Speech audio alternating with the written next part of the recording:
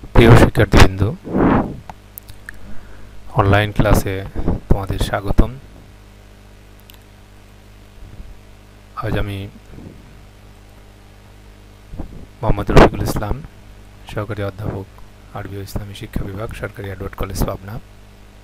আমার মোবাইল ও ইমেইল নম্বর দেওয়া আছে। আমি একাদশ শ্রেণীর ইসলাম শিক্ষা প্রথম পত্র বিষয়ে তোমাদের সাথে কথা বলবো। ইসলাম শিক্ষার মূল বিষয় হচ্ছে ইসলাম। ইসলাম একটি পরিপূর্ণ জীবন ব্যবস্থা। আল্লাহ রাব্বুল আলামিন পবিত্র কোরআনে বলেছেন, ইন্নাদ-দীন ইনদাল্লাহিল ইসলাম, অর্থাৎ আল্লাহর কাছে মনোনীত জীবন ব্যবস্থা হচ্ছে ইসলাম। আল্লাহ তাআলা মানব জাতিকে সৃষ্টি করেছেন এবং মানব জাতির কল্যাণের জন্য তিনি যুগে যুগে অসংখ্য নবী রাসূল পাঠিয়েছেন এবং সর্বশেষ নবী মুহাম্মদ সাল্লাল্লাহু আলাইহি সাল্লাম এসেছেন পবিত্র কোরআন নিয়ে। এই পবিত্র কোরআনের মধ্যে আল্লাহ রাব্বুল আলামিন মানব জাতির কল্যাণের জন্য যা যা দরকার সব কিছু নাজিল করেছেন। আল্লাহ তাআলা বলেছেন, ওয়া নাযালনা আলাইকাল কিতাবা তিবয়ানান লিকুল্লি শাইইন ওয়া হুদাও ওয়া রাহমাতান ওয়া বুশরা লিল মুসলিমিন। হে আল্লাহর রাসূল, আমি আপনার প্রতি এমন কিতাব নাজিল করেছি যার মধ্যে সকল কিছুর সুস্পষ্ট বর্ণনা রয়েছে। তো এই জন্য মানব জীবনের জন্য যা যা দরকার, অর্থাৎ মানব জীবনের সর্বক্ষেত্রের জন্যই ইসলামটা এসেছে। মানব জীবনকে, অর্থাৎ ইসলামটা মানব জীবনের বিভিন্ন পর্যায়কে অন্তর্ভুক্ত করে, যেমন ব্যক্তি জীবন, পারিবারিক জীবন, সমাজ জীবন, অর্থনৈতিক জীবন, রাষ্ট্রীয় জীবন, আন্তর্জাতিক জীবন, অর্থাৎ জীবনের প্রত্যেকটা ক্ষেত্রই কেই অন্তর্ভুক্ত করে ইসলাম। এই সব কিছু মিলেই হচ্ছে ইসলাম। এজন্যই আল্লাহ তাআলা ইসলামকে মনোনীত দিন, মনোনীত জীবন ব্যবস্থা হিসেবে নির্ধারণ করেছেন। তো ইসলাম শিক্ষা বিষয়ের এই ক্লাসে তোমাদেরকে আমি সপ্তম অধ্যায়, অর্থাৎ ইসলামের আন্তর্জাতিক ব্যবস্থা, এই অধ্যায় থেকে আমি তোমাদেরকে সামনে আলোচনা করব ইনশাআল্লাহ। এই অধ্যায়ের মধ্যে যে বিষয়গুলো আলোচিত হয়েছে তার মধ্যে রয়েছে ভ্রাতৃত্ব, উখওয়াত ও বিশ্ব ভ্রাতৃত্ব। এরপরে রয়েছে বিশ্ব শান্তি ও মুসলিম উম্মার দায়িত্ব, ইসলামী দাওয়া, খিদমতে খালক, মানবাধিকার সংরক্ষণে ইসলাম, পরিবেশ সংরক্ষণে ইসলাম এবং ইসলামে আন্তর্জাতিক সম্পর্কের ধারণা। এই সবগুলো বিষয়ে আলোচিত হয়েছে এই সপ্তম অধ্যায়ে। তো এই অধ্যায়ের মধ্যে আজকে আমি তোমাদের সামনে কথা বলবো যে বিষয়টি নিয়ে, সেটি হচ্ছে ভ্রাতৃত্ব, উখওয়াত ও বিশ্ব ভ্রাতৃত্ব। এই বিষয়টি নিয়ে ইনশাআল্লাহ তোমরা সঙ্গ দিবে, তোমরা সাথে থাকবে ইনশাআল্লাহ। এই বিষয়টি নিয়ে আমি তোমাদের সামনে আলোচনা করব। তো এই বিষয়টির পাঠ শেষে তোমরা যে বিষয়গুলো সম্পর্কে ধারণা লাভ করতে পারবে তা হচ্ছে ভ্রাতৃত্ব বা উখওয়াতের পরিচয়, এটা তোমরা বলতে পারবে। ভ্রাতৃত্ব বা উখওয়াতের গুরুত্ব বিশ্লেষণ করতে পারবে। ভ্রাতৃত্ব বা উখওয়াতের প্রকারভেদগুলো তোমরা ব্যাখ্যা করতে পারবে। এরপরে বিশ্ব ভ্রাতৃত্ব ও ইসলামী ভ্রাতৃত্ব এর বৈশিষ্ট্য ও গুরুত্ব তোমরা উপস্থাপন করতে পারবে এবং বিশ্ব ভ্রাতৃত্ব প্রতিষ্ঠায় অবদান রাখার ক্ষেত্রে তোমরা উদ্বুদ্ধ হতে পারবে। তো আজকের পাঠ শেষে আমরা এই বিষয়গুলো সম্পর্কে অবহিত হব ইনশাআল্লাহ। তো প্রথমেই আমরা ভ্রাতৃত্ব বা উখওয়াতের পরিচয় সম্পর্কে আমরা আলোচনা করি। এর পরিচয় সম্পর্কে আমরা জানি। ভ্রাতৃত্ব বা উখওয়াতের পরিচয় আমরা জানি। উখওয়াত এটি আরবি শব্দ। এই শব্দটি আখুন শব্দমূল থেকে এসেছে।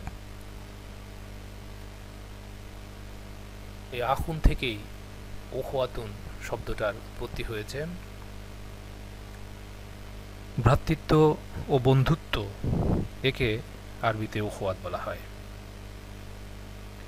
অর্থাৎ ভ্রাতৃত্ব এবং বন্ধুত্ব এ দুটা শব্দকেই একসাথে আরবিতে উখওয়াত বলা হয়। যদিও শব্দটি আখুন শব্দমূল থেকে এসেছে, আখুন শব্দের অর্থ হচ্ছে ভাই, এই আখুন শব্দমূল থেকেই উখওয়াতুন শব্দটা এসেছে। ইবনুল আরাবির মতে আল আখ শব্দের মূল অর্থ হচ্ছে জামিন। যেহেতু দুই বা ততোধিক ব্যক্তির মাঝে সম্পর্কটা এমন হবে যার ফলে একে অপরের জন্য জামিন হতেও তারা প্রস্তুত থাকবে, এজন্যই উখওয়াত বা উখওয়া এই শব্দটি বন্ধুত্ব ও ভাই বোনদের মধ্যে পারস্পরিক নৈকট্যপূর্ণ সম্পর্ক ইত্যাদি অর্থে ব্যবহৃত হয়। আবার অন্য অর্থে এটি এক মানবজাতির অংশ হিসেবে মানুষের পারস্পরিক আত্মিক সম্পর্ককেও বোঝায়। আর পারিভাষিক অর্থে পরস্পরের মধ্যে হৃদ্যতা, আন্তরিকতা, সম্প্রীতি, ভ্রাতৃত্ব, বন্ধুত্ব ও সৌহার্দ্যপূর্ণ নিবিড় সম্বন্ধ বা বন্ধনকেও বলা হয় ভ্রাতৃত্ব বা উখওয়াত। ঔরসজাত দুই সহোদর ভাইয়ের মধ্যে যেরকম হৃদ্যতা থাকে, বন্ধুত্ব থাকে, সম্প্রীতি থাকে, আন্তরিকতা থাকে, এই আন্তরিকতাটা হচ্ছে ঔরসজাত ভ্রাতৃত্ব। কিন্তু এই উখওয়াতের মধ্যেও এই একই গুণাবলী বিদ্যমান। এজন্যই ইসলামী শরীয়তের পরিভাষায় মানুষের মধ্যকার হৃদ্যপূর্ণ ও সাহায্য সহযোগিতাপূর্ণ সম্পর্ককেই উখওয়াত হিসেবে আখ্যায়িত করা হয়েছে। তাহলে আমরা উখওয়াত ভ্রাতৃত্বের পরিচয় সম্পর্কে একটা ধারণা, মোটামুটি একটা ধারণা লাভ করলাম। এখন উখওয়াতের গুরুত্ব সম্পর্কে আমরা একটা ধারণা নেওয়ার চেষ্টা করি। ভ্রাতৃত্বটা এটা কেন এত গুরুত্বপূর্ণ? আল্লাহ তাআলা পবিত্র কোরআনের মধ্যে অসংখ্য ঘটনা বর্ণনা করেছেন। এই ঘটনাগুলোর মধ্যে এই ভ্রাতৃত্ব সম্পর্কে গুরুত্বপূর্ণ ঘটনা হচ্ছে ইউসুফ আলাইহিস সালামের ঘটনা। আমরা জানি যে হযরত ইউসুফ আলাইহিস সালামকে তার ভাইয়েরা, তার আপন সহোদর ভাইয়েরা তাকে হত্যা করার জন্য তাকে কূপে নিক্ষেপ করেছিল। পরবর্তীতে ইউসুফ আলাইহিস সালাম মিশরের সিংহাসনে আরোহণ করেছিলেন এবং তার ভাইয়েরা তার দরবারে উপস্থিত হয়েছিল। তারা তাকে চিনতে পারেনি, কিন্তু ইউসুফ আলাইহিস সালাম তাদেরকে চিনতে পেরেছিলেন। তার ভাইয়েরা তাকে চিনতে না পারলেও ইউসুফ আলাইহিস সালাম তাদেরকে চিনতে পেরেছিলেন এবং তাদেরকে ক্ষমা করে দিয়েছিলেন। এই যে ভ্রাতৃত্বের একটা বন্ধন, এই ভ্রাতৃত্বের কারণেই তিনি তাদেরকে ক্ষমা করে দিয়েছিলেন। তিনি ইচ্ছা করলে তাদের থেকে প্রতিশোধ গ্রহণ করতে পারতেন, কিন্তু তিনি তাদের থেকে প্রতিশোধ গ্রহণ করেননি। ঠিক একই রকমভাবে আমাদের প্রিয় নবী সাল্লাল্লাহু আলাইহি ওয়াসাল্লাম যখন মক্কা বিজয় করলেন, তখন মক্কার সমগ্র কুরাইশ কাফিররা তারা ভয়ে ভীত হয়ে গিয়েছিল যে হয়তো রাসূল সাল্লাল্লাহু তাদের থেকে এখন প্রতিশোধ গ্রহণ করবেন। কিন্তু রাসূল সাল্লাল্লাহু আলাইহি ওয়াসাল্লাম বলেছিলেন, আমি তোমাদেরকে সে কথাই বলবো যা ইউসুফ আলাইহিস সালাম তার ভাইদেরকে বলেছিলেন। আজ তোমাদের উপরে কোনো অভিযোগ নেই, তোমরা মুক্ত, যেখানে ইচ্ছা সেখানেই তোমরা যেতে পারো। এই কথার তাৎপর্য অত্যন্ত ব্যাপক। এখানে শুধু তাদের ক্ষমা করাই হয়নি, বরং তাদের পূর্বকৃত সমগ্র অপরাধগুলোকেও তাদের মার্জনা করার ব্যাপারে আশ্বস্ত করা হয়েছে। এই যে দুটি ঘটনা, এই দুটি ঘটনাকে যদি পাশাপাশি আমরা নিয়ে আসি, তাহলে ভ্রাতৃত্বের একটা অনুপম আদর্শ এখানে ফুটে ওঠে। প্রথম ঘটনাতে প্রথম হত্যা করতে উদ্যত নিজ ভ্রাতাদের ইউসুফ আলাইহিস সালাম ক্ষমা করে কাছে টেনে নিয়েছিলেন। পরবর্তীতে ঘটনায় রাসূলুল্লাহ সাল্লাল্লাহু আলাইহি ওয়াসাল্লাম দেখিয়েছেন ভ্রাতৃত্বের চরম দৃষ্টান্ত। কুরাইশ কাফেররা ইসলাম প্রচারের কারণে রাসূল সাল্লামকে যে অকথ্য নির্যাতন করেছিল, তাকে হত্যা করতে চেয়েছিল, প্রিয় মাতৃভূমি ত্যাগ করতে বাধ্য করেছিল, সেই কুরাইশদেরকে তিনি এক বাক্যে ক্ষমা করে দিয়েছিলেন। অথচ আশ্চর্যের বিষয়, সেসব কুরাইশরা তখনও মুসলমান হয়নি। তিনি তাদেরকে কাফির হওয়া সত্ত্বেও তাদেরকে ক্ষমা করে দিয়েছিলেন। মহানবী সাল্লাল্লাহু আলাইহি ওয়াসাল্লামের উদারতা ও ভ্রাতৃত্বসুলভ আচরণ মানব ইতিহাসে বিরল, এবং এটা ইসলামে ভ্রাতৃত্বের একটা গুরুত্বপূর্ণ ও আদর্শ বহন করে। এ দুটি ঘটনা থেকে আমরা ইসলামে ভ্রাতৃত্বের গুরুত্ব সম্পর্কে উপলব্ধি করতে পারি, যে ভ্রাতৃত্বটা কতটা গুরুত্বপূর্ণ।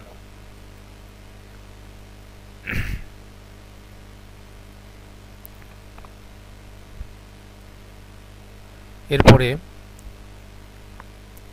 আমরা ভ্রাতৃত্বের প্রকারভেদ সম্পর্কে আলোচনা করব। ভ্রাতৃত্ব বা উখওয়াত মূলত দুই প্রকার, একটা হচ্ছে বিশ্ব ভ্রাতৃত্ব আর একটা হচ্ছে ইসলামী ভ্রাতৃত্ব। বিশ্ব ভ্রাতৃত্ব হচ্ছে সার্বজনীন ভ্রাতৃত্ব, অর্থাৎ এই ভ্রাতৃত্বটা হচ্ছে সৃষ্টিগতভাবে আদি পিতা হযরত আদম আলাইহিস সালাম ও আদি মাতা হযরত হাওয়া আলাইহিস সালামের সন্তান সন্ততি হিসেবে বিশ্বের সকল মানুষই পরস্পর ভাই ভাই। ধর্ম, কর্ম, বর্ণ, অঞ্চল, বংশ নির্বিশেষে সকল মানুষই এই ভ্রাতৃত্বের বন্ধনে আবদ্ধ। এজন্য এই ভ্রাতৃত্বটাকে বিশ্ব ভ্রাতৃত্ব বলা হয়েছে। মহান আল্লাহ রাব্বুল আলামিন পবিত্র কোরআনে ঘোষণা করেছেন, ইয়া আইয়ুহান নাস ইত্তাকু রাব্বাকুমুল্লাযী খালাকাকুম মিন নাফসিন ওয়াহিদা ওয়া খালাকা মিনহা যাওজাহা ওয়া বাসসা মিনহা রিজালান কাসীরা ওয়া নিসাআ। অর্থাৎ, হে মানব মণ্ডলী, তোমরা তোমাদের প্রতিপালককে ভয় করো, যিনি তোমাদের এক ব্যক্তি হতে সৃষ্টি করেছেন। যিনি সৃষ্টি করেছেন সে ব্যক্তি থেকে তার জোড়া, আর তাদের দুজন থেকে ছড়িয়ে দিয়েছেন অসংখ্য পুরুষ ও নারী। সূরা নেসা 1 নম্বর আয়াত। এছাড়াও আল্লাহ তাআলা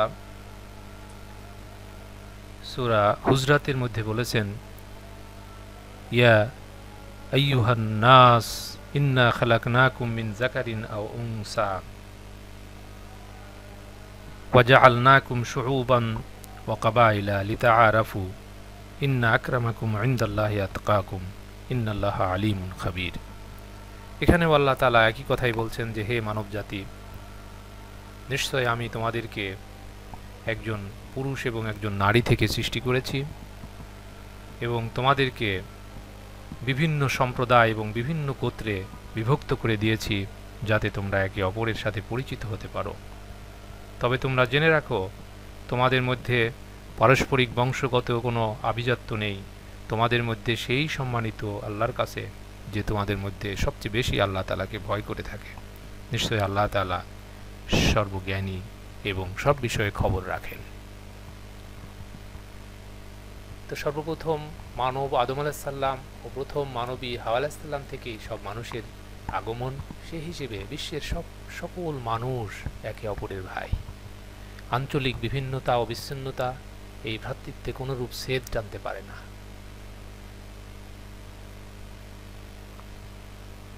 কেননা এই বিচ্ছিন্নতা আল্লাহ তাআলারই সৃষ্টি। তিনি বলেন, আমি তোমাদেরকে একজন নর ও একজন নারী থেকে সৃষ্টি করেছি, যে আয়াতটা আমি ইতিপূর্বে তেলাওয়াত করলাম। এছাড়া গোত্রীয় এই বিভিন্নতা মহান আল্লাহরই নিদর্শন হিসেবে আল কোরআনে উল্লেখ করা হয়েছে। রাসূলুল্লাহ সাল্লাল্লাহু আলাইহি ওয়াসাল্লাম বলেছেন যে, কুল্লুকুম মিন আদম ওয়া আদামু মিন তুরাবিন, অর্থাৎ তোমাদের প্রত্যেকেই এক আদম থেকে উৎসারিত হয়েছে, আর আদম আলাইহিস সালাম মাটি থেকে সৃষ্টি করা হয়েছে। তিরমিজি। তাহলে কোরআনের এই আয়াত এবং হাদিস দ্বারা আমরা এটা জানলাম যে পৃথিবীর সমগ্র মানুষ সে একই বংশ থেকে, এক আদম ও হাওয়া থেকে সৃষ্টি, এই হিসেবে সমস্ত মানুষ বিশ্ব ভ্রাতৃত্বের বন্ধনে আবদ্ধ।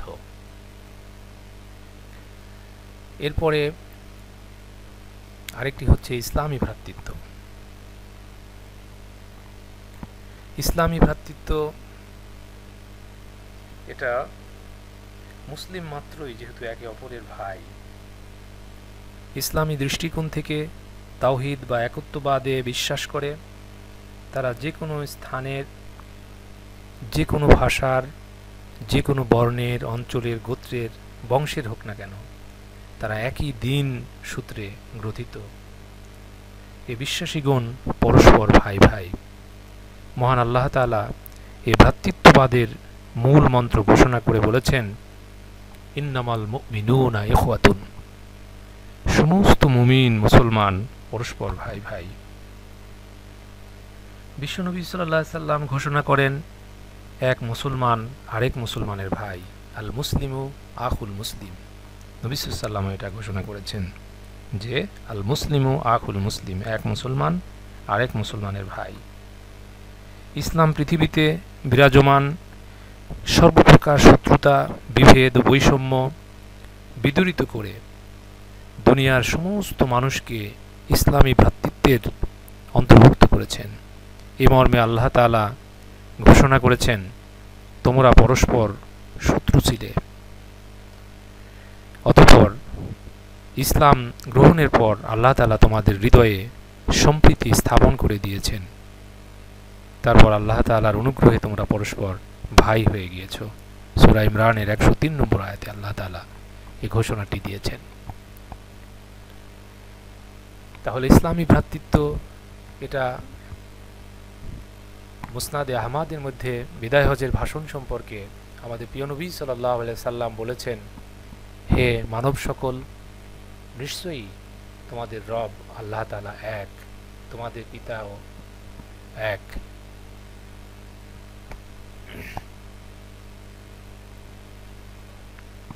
সরি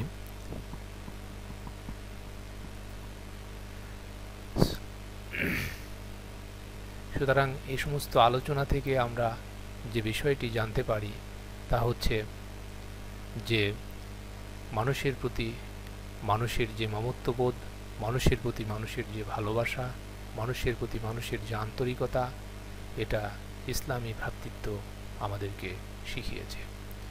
ইসলামী ভ্রাতৃত্বের কারণেই এটা সম্ভব হয়েছে। ইসলামের আদর্শ ও শিক্ষা মানবজাতির শান্তিপূর্ণ সহাবস্থান। এখানে নেই কোনো হিংসা বিদ্বেষ, নেই কোনো মারামারি হানাহানি।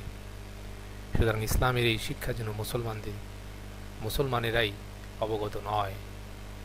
তারা আজকে বিভিন্ন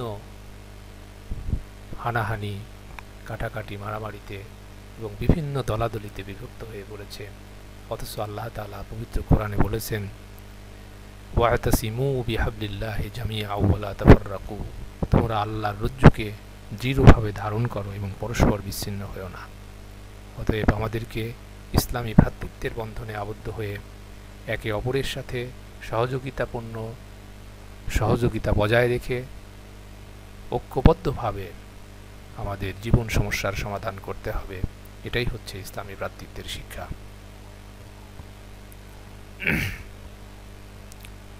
এ পর্যায়ে আমরা ইসলামী ভ্রাতৃত্বের বৈশিষ্ট্য সম্পর্কে আলোচনা করব।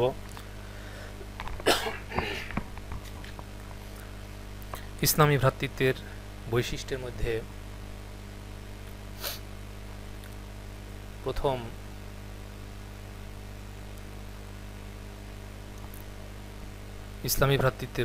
মধ্যে প্রথম বৈশিষ্ট্য হচ্ছে ইসলামী ভ্রাতৃত্ব তাওহীদ প্রতিষ্ঠা করে, অর্থাৎ ইসলামী ভ্রাতৃত্ব তাওহীদ, ইসলামী ভ্রাতৃত্বের মূল মন্ত্রই হচ্ছে তাওহীদ। তাওহীদ হচ্ছে আল্লাহর একত্ববাদ।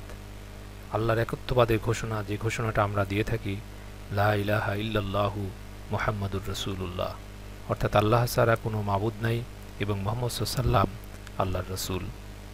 এই ঘোষণার মাধ্যমেই ইসলামী ভ্রাতৃত্ব ঘোষণা, ইসলামী ভ্রাতৃত্বের প্রতিষ্ঠা হয়ে থাকে। ইসলামী ভ্রাতৃত্ব মহান আল্লাহ তাআলার তাওহীদ এবং মহানবী সাল্লাল্লাহু আলাইহি সাল্লামের রিসালাতের যোগসূত্রে গ্রথিত, আর তার প্রতিষ্ঠার জন্যই এই ভ্রাতৃত্বের সৃষ্টি হয়েছে। এজন্য ইসলামী ভ্রাতৃত্ব তাওহীদকে প্রতিষ্ঠা করে থাকে। দ্বিতীয়ত, ইসলামী ভ্রাতৃত্বের আরও একটা বৈশিষ্ট্য হচ্ছে ইসলামী ভ্রাতৃত্ব ঐক্য গড়ে তোলে।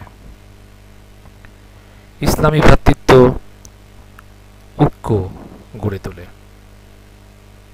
অর্থাৎ এই যে বিভিন্নতা, এই যে বিচ্ছিন্নতা, এই যে মারামারি হানাহানি, এসব কিছু দূরীভূত করে দেয় ইসলামী ভ্রাতৃত্ব। ইসলাম শুধু কানুনি ঐক্যকেই ঐক্য বলে মনে করে না, বরং বাহ্যিক ঐক্যের বুনিয়াদকেই মানব হৃদয়ে স্থাপন করে, যার ভিত্তি হচ্ছে ঈমান ও মতবাদের ঐক্য, আশা আকাঙ্ক্ষার ঐক্য, সংকল্প ও লক্ষ্যের ঐক্য এবং হৃদয় ও মনের ঐক্য।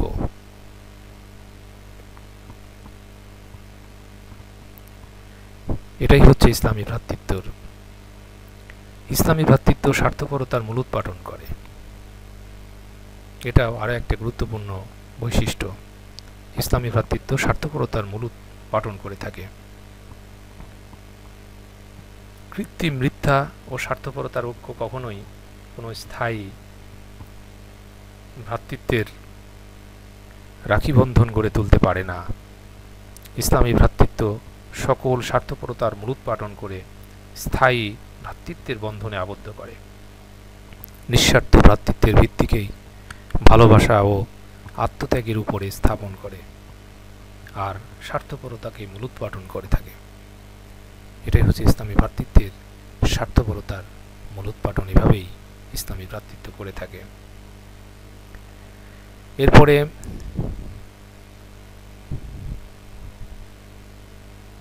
ইসলামী ভ্রাতৃত্বের আরও একটা বৈশিষ্ট্য হচ্ছে ইসলামী ভ্রাতৃত্ব পরস্পরের জন্য উৎসর্গিত। ইসলামী ভ্রাতৃত্ব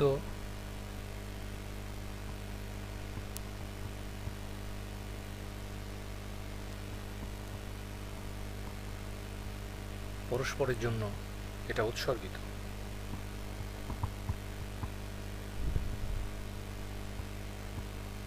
এটা কিরকম ভাবে?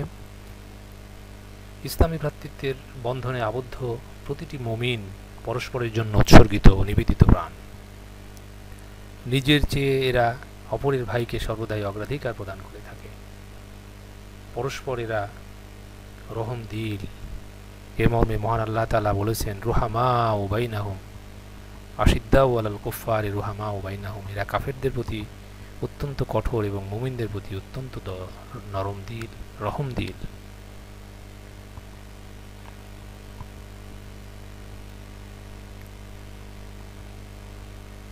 এরপরে আরও একটা বৈশিষ্ট্য হচ্ছে ইসলামী ভ্রাতৃত্ব লক্ষ্য উদ্দেশ্যকে কেন্দ্রীভূত করে থাকে। ইসলামী ভ্রাতৃত্ব লক্ষ্য ও উদ্দেশ্যকে কেন্দ্রীভূত করে থাকে। একই আদর্শের ভিত্তিতে গড়ে ওঠা ইসলামী ভ্রাতৃত্ব সীসাঢালা প্রাচীরের ন্যায় মজবুত ও এককেন্দ্রিক। যেমন আল্লাহ তাআলা বলেছেন, কান্নাহুম বুনিয়ানুম মারসুস। সূরা আস-সাফের ৪ নম্বর আয়াতে আল্লাহ তাআলা বলেন যে এরা যেন পরস্পর সীসাঢালা প্রাচীরের ন্যায়। এরা যেন পরস্পর সীসাঢালা প্রাচীরের ন্যায় মজবুত, অর্থাৎ তাদের বন্ধনটা, তাদের ভ্রাতৃত্বের বন্ধনটা এত মজবুত এবং দৃঢ় যে আল্লাহ তাআলা পবিত্র কোরআনে এ বন্ধনকে সীসাঢালা প্রাচীরের বন্ধনে ন্যায় মজবুত বলেছেন।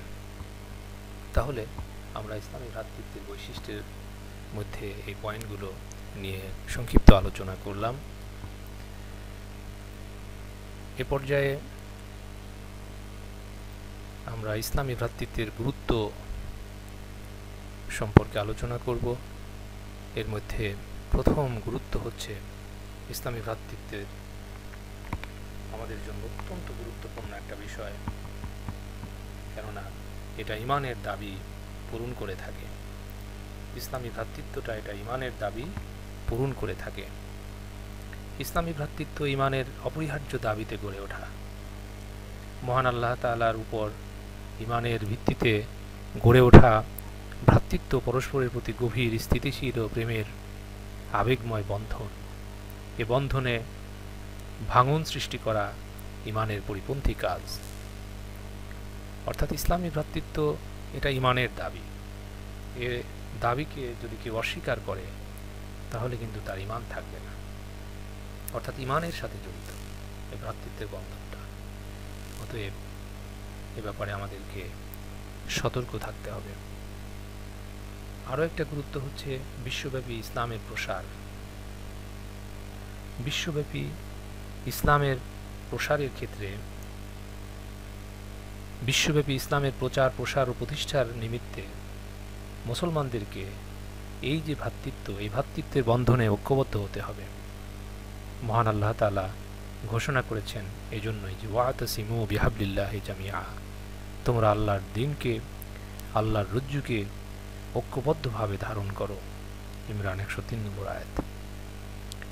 এরপরে আরও একটা গুরুত্ব হচ্ছে পারস্পরিক সহযোগিতা। ইসলামী ভ্রাতৃত্বের আরও একটা গুরুত্ব হচ্ছে পারস্পরিক সহযোগিতা। পরস্পরের প্রতি বিবাদ, বিরোধ, সংঘর্ষ ও প্রতিহিংসার পরিবর্তে সহযোগিতা, সহানুভূতি ও পৃষ্ঠপোষকতার ভাবধারা গড়ে তোলার জন্যই ইসলামী ভ্রাতৃত্ব গড়ে তোলা একান্ত প্রয়োজন। এ মর্মে বিশ্বনবী সাল্লাল্লাহু আলাইহি সাল্লাম বলেছেন যে আল্লাহু ফি উয়ুনিল আবদে মা কানাল আবদু ফি উয়ুনি আখিহি, অর্থাৎ আল্লাহ তাআলা ততক্ষণ পর্যন্ত কোনো বান্দার সাহায্য করেন যতক্ষণ পর্যন্ত বান্দা তার ভাইয়ের সাহায্য সহযোগিতা করে থাকে। মুসলিম শরীফের হাদিস।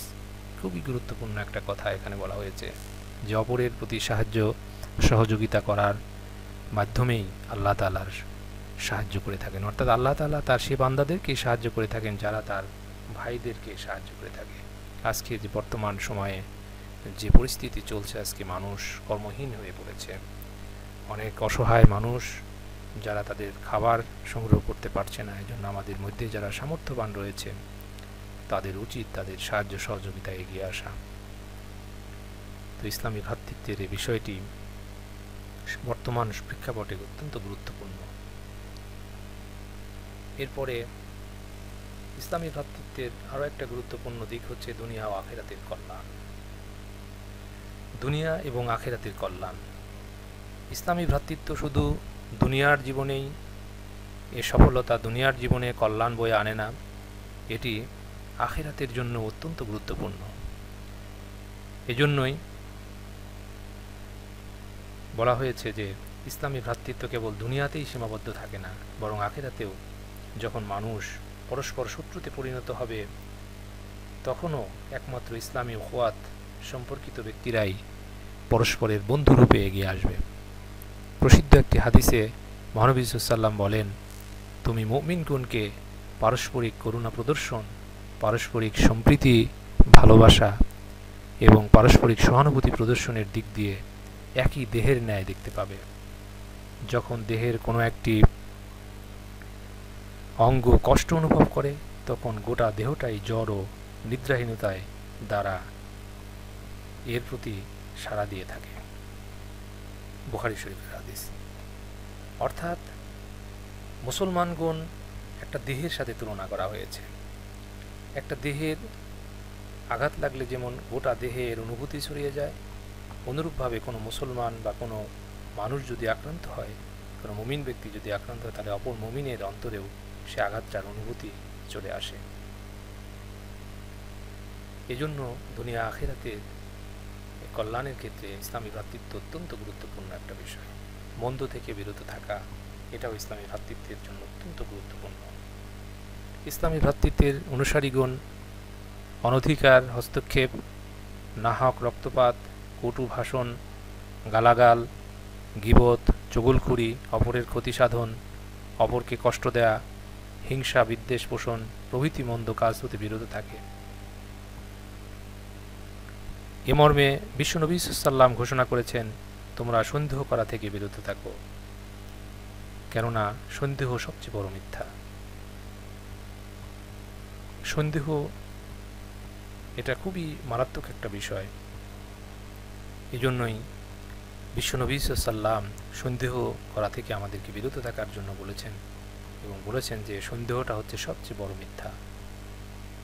আর অপরের দোষ বা ছিদ্রান্বেষণ করো না, গুপ্তচর বৃত্তি করো না, পরস্পরের সাথে কলহ বিবাদ করো না, পরস্পরের প্রতি হিংসার দেশ পোষণ করো না, পরস্পরকে ঘৃণা করো না এবং একে অপরের ক্ষতি করার জন্য পিছনে লেগো না, বরং তোমরা সকলেই একই আল্লাহর বান্দা হিসেবে ভ্রাতৃত্ব বন্ধনে আবদ্ধ হয়ে যাও।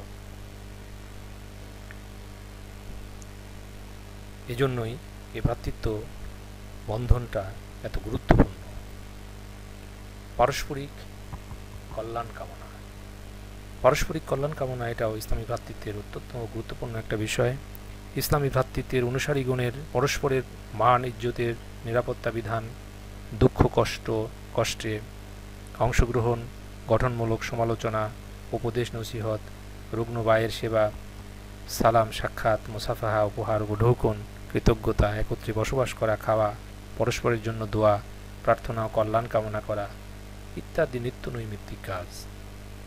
তাই এরূপ অনুপম ভ্রাতৃত্ব একান্তই কাম্য।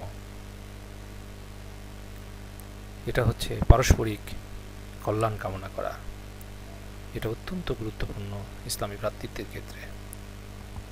এরপরে মানবতার ঐক্য প্রতিষ্ঠা, এটা সবচেয়ে গুরুত্বপূর্ণ বিষয় ইসলামী ভ্রাতৃত্বের মধ্যে। ইসলামী ভ্রাতৃত্ব মানুষকে একই জাতি হিসেবে ঘোষণা করেছে। মানুষের মধ্যে দেশ, কাল, বর্ণ, বংশ, ভাষা, গোত্রের পার্থক্য দূর করে মানবতার ভিত্তিতে ভ্রাতৃত্ব গড়ে তোলার জন্য ইসলাম বিশ্ববাসীকে আহ্বান জানিয়েছে। বিশ্বনবী সাল্লামের ঘোষণা হলো, লাইসা লিল আরবিয়্যি ফাদলুন আলাল আজামি ওয়ালা লিল আজামি আলাল আরবি, অর্থাৎ অনারবদের উপর আরবদের যেমন কোনো শ্রেষ্ঠত্ব নেই, তেমনি আরবগণের উপরও অনারবদের কোনো শ্রেষ্ঠত্ব নেই। সব রকম সংকীর্ণতার ঊর্ধ্বে উঠে উদার দৃষ্টিভঙ্গি নিয়ে ইসলামী ভ্রাতৃত্ব তথা বিশ্ব ভ্রাতৃত্ব ও মানবতার প্রতিষ্ঠায় এগিয়ে আসতে হবে।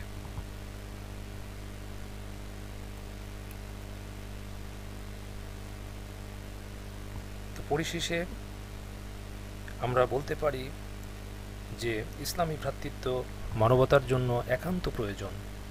ইসলামী ভ্রাতৃত্বের অভাবে আজ সারা বিশ্বে অশান্তি দাবানল চলছে।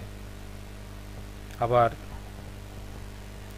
যদি ইসলামী ভ্রাতৃত্বের নিরিখে বিশ্ব মানবতা ঐক্যবদ্ধ হতে পারে, তবে শান্তির স্বর্গীয় ধারা এ ধরনীতে নেমে আসতে পারে। তো ধন্যবাদ। তোমাদের বাড়ির কাজ হিসেবে আমি একটি প্রশ্ন রেখেছি, এই প্রশ্নটি তোমরা সমাধান করবে। বিশ্ব মানবতার মুক্তি ও কল্যাণে ইসলামী ভ্রাতৃত্বের ভূমিকা কি হওয়া উচিত বলে তুমি মনে করো? ব্যাখ্যা করো। তো ধন্যবাদ সকলকে।